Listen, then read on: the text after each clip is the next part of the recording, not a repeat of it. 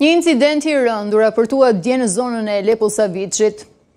Policia e Kosovës akuzon Zhandarmërinë e Serbisë se ka shkelur kufirin shtetëror duke hyrë në territorin e Kosovës, duke plagosur dhe rrëmbyer një person. Për të kuptuar më shumë nga kjo ngjarje e rënd, lidhemi drejt për drejt me korrespondentin ton Prishtinë, Ideal Gola. Ideal, të përshëndes, fillimisht çfarë dihet më saktësisht për këtë incident të ndodhur gjatë ditës së djeshme, kush është personi i rrëmbyer dhe cilat janë provat mbi të cilat mbështetet Policia e Kosovës që Zhandarmeria e Serbisë ka kaluar pikërisht duke shkelur kufirin. Qytetari serb shtetas i Kosovës që dyqohet se është plagosur fillimisht dhe më pas edhe është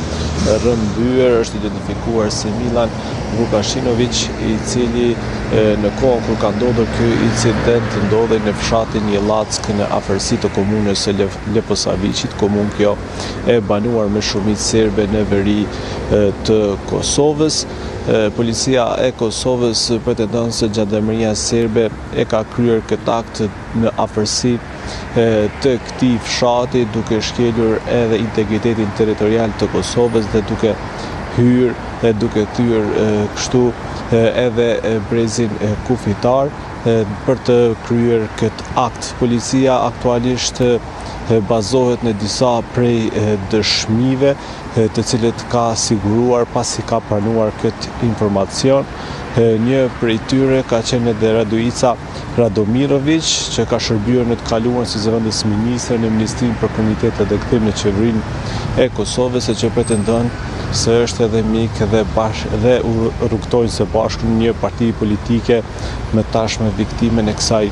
ngjarje. Ai ka pasur një deklarim edhe publik për media, duke thënë se Vukashinović këtë rrugë pra deri tek fshati Jelack ka qenë e zakonshme për të, me që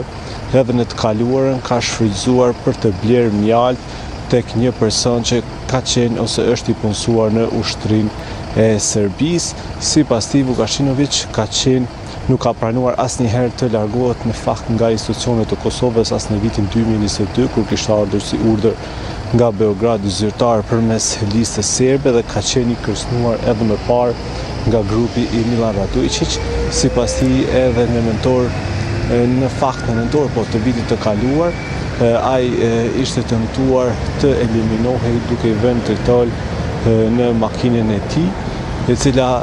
ka kaluar pa pasojë në atë kohë për Vukashinović. Radoica Radomirović gjithashtu ka thënë se Vukashinović asnjëherë nuk e ka shkelur territorin e Serbisë, që nga koha kur ai kishte refuzuar të largohej apo të mos i bindej urdhrave të listës serbe dhe grupit të Milan Radojčićit. Dhe prandaj edhe kësaj radhe ai thotë që nuk ka hyrë në territorin e Serbisë dhe se ka pas dhe plagosja e tij dhe rrëmbimi ka ndodhur brenda territorit të Kosovës. Ai gjithmonë sipas dëshmisë së Radoica Radomirović, Vukashinović ka arritur që të njoftojë të emrin e tij përmes telefonit gjatë kohës që pas plagosit dhe rrëmbimit po transportohej në spitalin e Nishit, ku besohet se ai është duke marrë trajtim mjekësor, megjithatë sipas tij në gjendje të rënduar, pavarësisht se nga pala serbe nuk ka pasur ndonjë informat shtesë, por vetëm informacionet që janë rezervuar nga policia e Kosovës dhe në këtë rast nga Radoica Radomirović, që ka folur për ngjarjen.